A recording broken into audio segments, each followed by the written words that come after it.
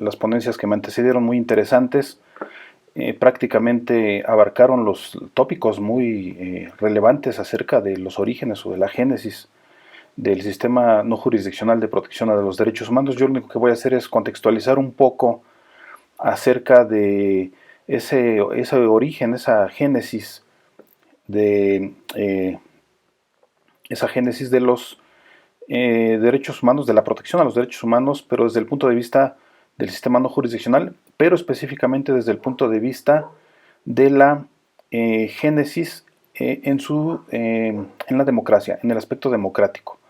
De tal manera que a la ponencia la titulé El sistema no jurisdiccional de protección a los derechos humanos, su génesis en la democracia.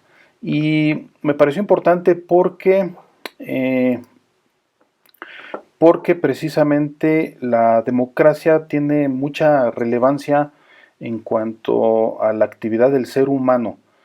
Prácticamente toda la actividad del ser humano está impregnada o está influenciada por los principios y los valores, ¿no?, las características de la democracia. Por eso me parece importante hacer esta contextualización, esta orientación hacia la génesis de este sistema no jurisdiccional de protección a los derechos humanos, más allá desde luego de los eventos y de los hechos históricos y de las legislaciones que en los diferentes años y en las diferentes épocas se han emitido con la finalidad de proteger los derechos humanos. Desde luego son importantes para tomar en consideración la génesis. Pero bueno, nosotros empezaríamos prácticamente un poco haciendo referencia a lo que es la génesis. De acuerdo al diccionario de la Real Academia Española, génesis es origen o principio de algo. Este origen o principio de algo nos implica prácticamente que hay una importancia con relación no solamente a la creación formal de las instituciones, sino también con relación a la creación desde el punto de vista fáctico de las instituciones. Y en este caso no es la excepción en cuanto a la protección de los derechos humanos, desde el punto de vista no jurisdiccional. Y también dice nuestro diccionario que es una serie encadenada de hechos y de causas que conducen a un resultado. Esto, desde luego, como les mencionaba hace un momento, hace referencia a que no solamente los documentos o la formalidad o los procedimientos estatales son los que dan la pauta para la relevancia o para el origen del sistema no jurisdiccional de los derechos humanos, de la protección a los derechos humanos, sino que además hay otros hechos y hay otras causas que conducen a ese resultado. Aquí me voy a referir a las causas y a los hechos que están relacionados con la democracia, que están relacionados específicamente con la democracia y con los tópicos de la democracia, que son prácticamente los que, como dije en un principio, los que impregnan o los que influyen en todo el actuar del ser humano. Para empezar a introducir un poquito el tema, en los años 70 la doctrina en términos generales establecía o preveía que el sistema no jurisdiccional de protección a los derechos humanos estaba prácticamente determinado por estos tres rubros que aquí estoy presentándoles, que son, el primera, es un funcionario, ¿no?, decía la doctrina en los años 70, es un funcionario independiente previsto en la Constitución que vigila la administración. Y aquí es de resaltar en este primer inciso el vocablo, el concepto de vigilar, ¿no? Es vigila la administración. Funcionario independiente previsto en la Constitución que vigila la administración. Independiente, bueno, ya se ha comentado también por las otras ponencias, la característica de independiente de este funcionario, que prácticamente está referido a que no tiene que ver o no tiene ninguna relación o no debe tener ninguna relación con el gobierno, porque es precisamente ese gobierno al que vigila, ¿no? Entonces, el aspecto importante en este sentido es vigila la administración. Funcionario independiente, previsto en la Constitución, que vigila la administración. Otro punto que se consideraba en ese momento era que se ocupa de quejas específicas contra injusticias o errores administrativos. Prácticamente la materia de la vigilancia de este funcionario independiente no es sobre cualquier aspecto de la administración, sino que es específicamente sobre injusticias o errores. Y aquí encontramos estos dos vocablos, ¿no? Injusticias o errores. Significa que está involucrado en la protección no jurisdiccional de los derechos humanos, se encuentra involucrada la conceptualización de la justicia. Es importante la justicia para los derechos humanos, por supuesto, de tal manera que la vigilancia de este funcionario independiente va en relación a la injusticia o a los errores administrativos. Ese es en cuanto a la vigilancia que debe de llevar a cabo. También en otro aspecto, cuenta con el poder de investigar, criticar y dar publicidad. Claro, esto redondea de una manera muy importante esa vigilancia sobre esos errores o esas injusticias y lo redondea porque se le otorga el poder de investigar estos errores, ¿no? Estas inconsistencias, estas injusticias, ¿no? ¿Cómo podría llevar a cabo la función de vigilar si no tiene la atribución de investigar? Y por supuesto, a partir de ahí también criticar y dar publicidad. Estos son aspectos que, como vamos a ver más adelante, son aspectos que están relacionados con la democracia. También, para referir un poco la historia en los países y para irlo relacionando con las características de la democracia, en Suecia, por ejemplo, en 1713, el rey Carlos XII lo estableció para controlar a los funcionarios de su gobierno. Es decir, es una especie de control, es un tipo de control. Ajá. El modelo sueco original está constituido por un comisionado parlamentario que recibe los reclamos de los gobernados sobre la legalidad en cuanto a las funciones de las autoridades. Aquí vemos que ese control se refiere a la legalidad de las funciones y tiene la finalidad de modificar la conducta, pero aquí viene un aspecto importante, pero a través de la persuasión. No es a través de actos coactivos, porque esto ya lo volvería un sistema de carácter jurisdiccional. Pero un sistema de carácter no jurisdiccional utiliza otros medios como los medios persuasivos. Y lo vemos en este antecedente de Suecia de 1713, en donde la conducta se tenía que modificar, pero a través específicamente de la persuasión de las personas o de los funcionarios que estuvieran involucrados en cuanto a ello.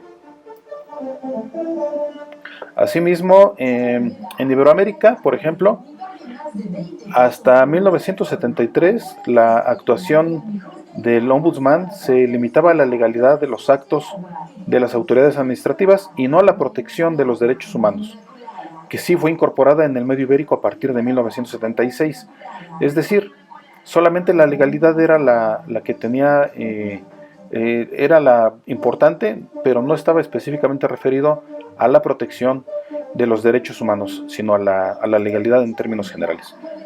En Latinoamérica, por ejemplo, es importante la celebración del primer coloquio sobre el proyecto Ombudsman para la América Latina en 1983, que se celebró en Caracas, Venezuela.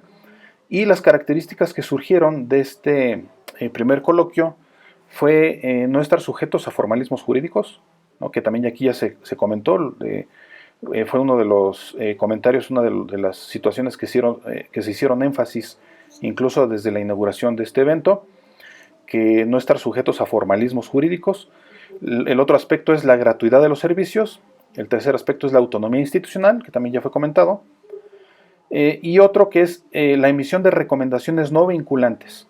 Esto un poco relacionado o congruente con el aspecto persuasivo del control no jurisdiccional de los derechos humanos, ¿no? De la supervisión o de la vigilancia de la actuación de esa administración. ¿Por qué? Porque se tenía que hacer a través de ciertos medios persuasivos. Por lo tanto, en ese sentido, no se podían emitir actos vinculantes, sino solamente recomendaciones no vinculantes. Y en algunos países, este es un punto interesante, en algunos países se emiten recordatorios acerca de sus deberes legales y sus funciones, ¿no? Acerca de sus funciones. Estos recordatorios, bueno, también son una especie de persuasión que se utiliza para modificar o para alinear, digamos, un poco la actuación de los integrantes de la administración. También en Francia, Francia es importante porque en el año 1991 se emitieron los principios relativos al Estatuto de las Instituciones Nacionales para la promoción y protección de los derechos humanos, mejor conocidos como los Principios de París. Y estos Principios de París integran o contienen 4 puntos que son de suma importancia para la génesis de los derechos humanos. El primer punto es la competencia y las atribuciones. Y de este punto destaca la emisión de dictámenes, recomendaciones, propuestas e informes sobre temas de protección y promoción de los derechos humanos. Efectivamente, esto sigue siendo congruente con el carácter persuasivo, ¿no? La emisión de dictámenes o de recomendaciones o propuestas no es una situación vinculante, sino es una situación más bien persuasiva, para que se pueda evidenciar o se pueda verificar un cambio en la actuación o en las acciones de los integrantes de la administración pública. Y el otro punto, el punto número 2 de estos 4 puntos de los Principios de París, el punto número 2 es en cuanto a la composición y garantías de independencia y pluralismo. Aquí destaca que el nombramiento de sus miembros sea por elección o garantizar una representación pluralista de la sociedad civil que sea por un plazo determinado. En este segundo punto ya empezamos nosotros a vislumbrar ciertos aspectos de carácter democrático, como es el aspecto de la elección o de la representación pluralista, porque efectivamente la representación es un concepto, es una institución que se incluye en la teoría de la democracia, de tal manera que aquí vemos cómo la teoría de la democracia empieza a tener cierta influencia en cuanto a la institución de la protección de los derechos humanos desde el punto de vista no jurisdiccional. El otro aspecto de este documento, el tercero, es las modalidades de funcionamiento, en donde destaca la libertad en su actuación, la recepción de todos los testimonios, información y documentos para examinar los casos, y la publicidad de sus opiniones y recomendaciones. Esta publicidad de las opiniones, como lo vamos a ver más adelante, tiene relación con la democracia, porque una publicidad hoy en día lo conocemos como transparencia. Una transparencia, una información, una divulgación de las circunstancias y de las actuaciones de los integrantes de la administración pública hace que pueda tener un aspecto de más vigilancia y hace que la administración pública tenga un mayor cuidado en su actuación por esta misma publicidad. El punto 4, principios complementarios relativos a su función cuasi jurisdiccional, destaca la búsqueda de soluciones amistosas, claro, persuasivas, como decíamos en un principio, ¿no? Mediante la conciliación. También destaca la asesoría al demandante sobre sus derechos y recursos, y destaca la vista que se puede dar de denuncias y demandas, además de la recomendación de reformas legales y reglamentarias para salvaguardar los derechos humanos. En México, la protección no jurisdiccional tiene su fundamento en el artículo 102, apartado B de la Constitución, que en esencia recoge prácticamente lo que hemos estado mencionando acerca de los documentos que históricamente se emitieron para establecer el sistema no jurisdiccional de derechos humanos, porque establece que es por medio de quejas sin formalismos jurídicos, ¿no?, en contra de actos u omisiones de naturaleza administrativa, de cualquier autoridad o servidor público, y aquí establece excepciones al Poder Judicial de la Federación, excepciones en materia electoral y excepciones en materia jurisdiccional. También se aclara que las decisiones son no vinculantes y que la presentación de quejas no afecta el ejercicio de otros derechos y medios de defensa. Significa que quedan salvaguardados los derechos del ciudadano para poderlos hacer valer en un ámbito o en un medio pues jurisdiccional, ¿no? Aparte de este medio no jurisdiccional, en un medio jurisdiccional pueden hacerlos valer, ¿no? Y finalmente tienen a su cargo la promoción de los derechos humanos. Esto como para redondear, por supuesto, ese aspecto de darle publicidad primero a los derechos humanos y después de darle publicidad también a las acciones y a la conducta de los integrantes de la administración pública.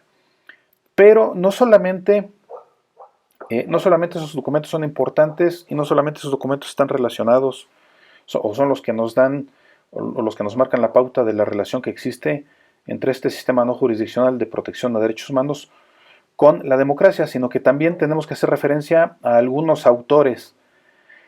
Por ejemplo, tenemos a Aristóteles, que en su Ética Nicomaquea nos decía que en un sentido llamamos justo a lo que produce y protege la felicidad y sus elementos en la comunidad política. También decía que las leyes son creadas para favorecer el interés común, por lo que la regulación de la democracia contenida en las mismas debe estar dirigida a cumplirlo. Efectivamente, aquí de este autor destacamos que puede haber la existencia, ¿no?, de un ciudadano democrático. El ciudadano o la persona, al aplicar la justicia y al aplicar estos parámetros que producen y protegen la felicidad, deben de llevar a cabo desde luego una conducta temperante, para utilizar vocablos o terminología del propio Aristóteles, ¿no? Una conducta temperante y contrastante frente a la conducta del injusto, cuyos actos no respetan la ley. Y esto, ¿qué es lo que provoca esto? La autoprotección, la autoprotección del ciudadano democrático, ya que lo justo legal o lo que es democrático se protege con su observación y vigilancia.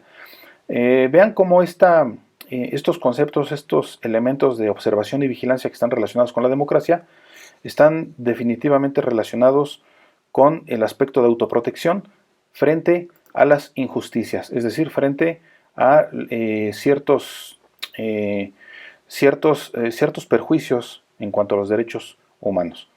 También Tomás de Aquino, en su Tratado de la Ley, decía que la ley puede considerarse de dos maneras, ya que es regla y medida, y decía, como está en quien mide y regula, y como está en lo medido y regulado, porque lo regulado y medido lo está en cuanto participa de la regla y medida. ¿Qué significa esto? Que una forma de ser democrático es respetando la ley que posee tales postulados y principios. Y en caso de que la conducta humana carezca de legitimación por separarse de lo anterior, los actos deben ser observados, vigilados y regulados por personas democráticas. Es decir, el ser democrático, que es el que respeta la ley, además de respetar la ley, debe de constituirse en un observador y en un vigilante para poder regular todo el sistema y para poder regular la actuación de todas las demás personas, que en el caso de la protección a los derechos humanos estaríamos hablando de los integrantes de la administración pública. También Montesquieu, en su obra del espíritu de las leyes, donde nos da su famosa definición de las leyes y donde nos dice que no son más que las relaciones naturales derivadas de la naturaleza de las cosas, podemos aquí considerar que si la naturaleza de la democracia es respetar los principios y valores que la conforman, entonces la relación natural derivada de ello es que los hombres, todos los hombres, ciudadanos incluidos, actúen y sostengan una conducta de carácter natural. ¿Cuál sería una conducta natural? Por supuesto, respetar las normas, respetar la justicia, ser justos, ser democráticos, pero además vigilar que los demás sean justos y democráticos. Por eso, si la naturaleza de la democracia es respetar los principios y valores que la conforman, entonces la relación natural derivada de ella es que los hombres actúen y sostengan una conducta natural que sea acorde con esos principios y valores derivados de ellas, por supuesto. Y esto daría por supuesto, una congruencia muy importante en cuanto a la democracia y a la protección no jurisdiccional de los derechos humanos. También Rousseau, en su Contrato Social, donde nos habla de su famosa conceptualización acerca del pacto social, y donde nos dice que por el pacto social hemos dado existencia y vida al cuerpo político, trátase ahora, dice, de darle movimiento y voluntad por medio de la ley, pues el acto primitivo por el cual este cuerpo se forma y se une no determina nada de lo que debe hacer para asegurar su conservación, ¿no? Y también sigue diciendo que lo que es bueno y conforme al orden lo es por la naturaleza de las cosas. Y habla de una reciprocidad. Dice que sin duda existe una justicia universal emanada de la razón, pero esta, para ser admitida entre nosotros, debe ser recíproca. Luego entonces, el pacto social no es otra cosa que el respeto de los principios y valores de la democracia. Respeto y principio a los valores, respeto de los valores y principios de la democracia a través de la práctica constante. Y esto hace que el ciudadano democrático sea cada vez más democrático e influye en los demás ciudadanos para que sean, por supuesto, democráticos y protejan a los demás ciudadanos de las injusticias. Thomas Hobbes, en su Leviatán, nos habla de que la buena inteligencia de esas criaturas irracionales es natural. La de los hombres lo es solamente por pacto, es decir, de modo artificial. Y dice, no es extraño por consiguiente que aparte del pacto se requiera algo más que haga su convenio constante y obligatorio. Ese algo es un poder común que los mantenga a raya y dirija sus acciones hacia el beneficio colectivo. ¿Por qué? Porque la ley de la naturaleza es un precepto o norma general establecida por la razón, en virtud de la cual se prohíbe a un hombre hacer lo que pueda destruir su vida o privarlo de los medios de conservarla. Es decir, no puede prohibir, no puede omitir aquello mediante lo cual piensa que pueda quedar su vida mejor preservada. Esto nos habla, por supuesto, de una protección a la vida del hombre y a sus derechos, a los derechos humanos del hombre, pero desde el punto de vista no jurisdiccional, desde un punto de vista originario. Un poco más recientemente, Amartya Sen nos habla en su obra de La idea de la justicia, nos dice que cualquier teoría de la justicia tiene que otorgar un papel importante a las instituciones, de suerte que la elección de instituciones constituye un elemento central en cualquier descripción plausible de la justicia. Efectivamente, debe haber instituciones que sean referidas específicamente a la justicia, es decir, que promuevan la justicia, dice el propio autor, en lugar de tratar a las instituciones como manifestaciones directas de la justicia. Necesitamos instituciones que promuevan la justicia. Todo esto que acabamos de ver con los diferentes autores debe ser institucionalizado para poder ser protegido, en vista de que el ser humano necesita o tiene la necesidad de protegerse o de autoprotegerse, o de proteger sus derechos humanos y de protegerse de injusticias frente a aquel que puede potencialmente abusar de su poder estatal. Debe de haber una institución que los ayude a proteger estos derechos humanos y que además las promuevan, que promuevan la justicia, que promuevan estos derechos humanos. Otro autor, Massimo Pavarini, que en su obra de Seguridad Pública, Tres puntos de vista convergentes, nos habla de que la democracia no está solamente referido a un aspecto de gobierno, sino también a una forma de vida. Independientemente de que hay otros autores que hablan de que la democracia es una forma de vida más allá de una forma de gobierno, y también nuestra Constitución establece este aspecto, pero el punto importante en este autor es que la capacidad ciudadana de participación en los asuntos de Estado, incluyendo la observación y vigilancia, y eventualmente la sanción a las conductas que no sean propiamente democráticas o que infrinjan a la democracia o a sus postulados. Por ello se requiere que los ciudadanos ejerzan la libertad de expresión para manifestar ideas y opiniones con relación a la actuación de todas las personas, sobre todo a la actuación de las personas o de los miembros de la administración pública, con la finalidad de vigilar, observar y, de ser necesario, sancionar. Este último aspecto de sancionar, bueno, lo dejaríamos un poco fuera de la conceptualización y de la relación que estamos nosotros haciendo con respecto a la democracia y a la protección no jurisdiccional de los derechos humanos, porque el aspecto no jurisdiccional nos habla de que no existe una vinculación, no es vinculante, y por tanto no puede haber una sanción, al menos no desde el punto de vista estatal, aunque sí pudiera haberla, la sanción, desde el punto de vista de la opinión pública, por supuesto, al redondearse o al terminarse de dar esta promoción o esta difusión, esta divulgación acerca de la actuación de los integrantes de la administración pública, lo que pudiera darse es el conocimiento de estas situaciones a toda la sociedad civil, y podría darse una manifestación de la opinión pública que sí podría constituir o podría formar una sanción desde el punto de vista no jurisdiccional. Por eso las conclusiones que presento hoy a la consideración es: la primera, el sistema no jurisdiccional tiene su origen en el derecho natural que tiene el ser humano de proteger sus propios derechos, incluidos desde luego sus derechos humanos. No solamente el derecho natural de las personas que tenemos de proteger nuestros propios derechos o de autoprotegernos, no solamente incluye los derechos de carácter secundario o los derechos no relevantes, sino incluye los derechos fundamentales, los derechos que son importantes o indispensables para la sobrevivencia del ser humano o para la existencia del ser humano, lo que incluye, por supuesto, a los derechos humanos. Asimismo, solamente que se deja a un órgano avalado por el Estado, es decir, se institucionaliza, porque los humanos, los ciudadanos, las personas, los individuos, habitantes, etcétera, en su mayoría, por desgracia o infortunadamente, no tienen la posibilidad, no tienen los medios, no tienen tal vez hasta las capacidades, aunque sí tienen el derecho natural, pero no tienen los medios ni las posibilidades de ejercer esas atribuciones y facultades personales de autoprotección.